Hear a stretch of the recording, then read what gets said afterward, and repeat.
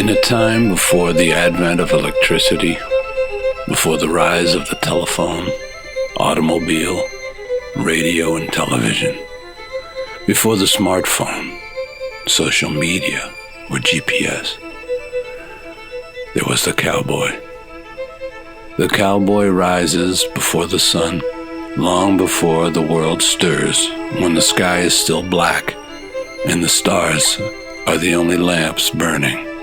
He pulls on his boots, the same ones that have carried him across 1,000 miles of dust and mud, and steps into a world that will demand everything of him before the day is through.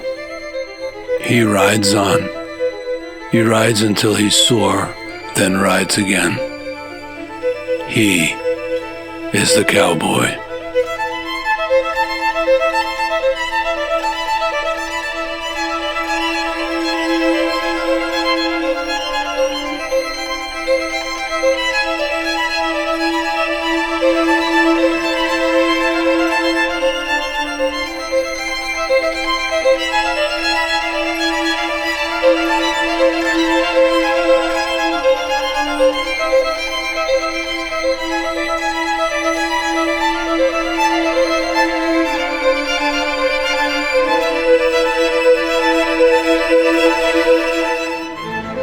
His breakfast is quick and plain, sometimes coffee thick enough to walk on, sometimes last night's beans, sometimes nothing at all, because cattle don't wait, storms don't wait, and a cowboy knows he doesn't get paid by the hour.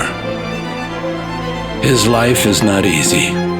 It's written in dust storms that sting like whips, in rains that turn the land to rivers, and in winds that howl like ghosts across the prairie. But it is a life of pride in the herd brought safely in the horse that trusts his hand, in the work that leaves him bone-tired but honest. The cowboy is part guardian, part laborer, part philosopher of the open range. He knows the moods of cattle, the language of horses, and the secrets of a sky that can change in an instant. He also knows that duct tape and baling wire can fix almost anything, and that a cowboy hat makes a fine bucket if you're desperate enough.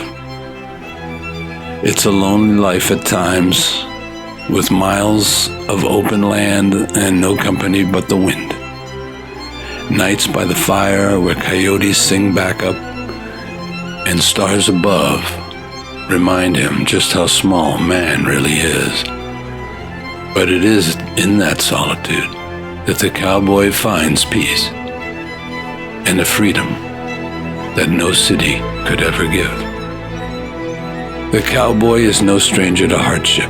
He carries scars that don't heal, memories of cattle drives that tested every ounce of grit he had, and horses that weren't always polite about introductions. But he also carries stories about the one time the herd stampeded because somebody sneezed, or how a stubborn calf will always choose the exact worst direction, like it has a personal grudge against him. For all the trials, for all the aches in his back and the calluses on his hands, the cowboy asks for a little in return. A good horse, an honest day's work, a family waiting at home, and maybe a slice of pie at the end of a long drive. Because for him, the reward is not riches. The reward is the horizon itself. The knowledge that what he does matters, even if the world forgets to say so. The cowboy's legacy stretches back to the first riders of the plains, when the West was wide and wild, and it stretches forward to the men and women who still saddle up today, because time changes the tools, but not the spirit. The cowboy may carry a cell phone now, but he still carries rope, He may ride beneath power lines instead of telegraph wires, but he still rides beneath the same endless sky. He's not a relic of the past. He's a living tradition, proof that freedom has a cost and dignity can still be found in hard work. As long as cattle roam the land, as long as the horizon stretches beyond sight, there will be cowboys, rising with the sun, working with their hands, laughing at the stubbornness of calves and horses, and carrying on a way of life too strong to fade. He is the rider in the dust, the guardian of the range, the keeper of an American heartbeat that still echoes beneath the wide sky. He is the cowboy, and he rides on.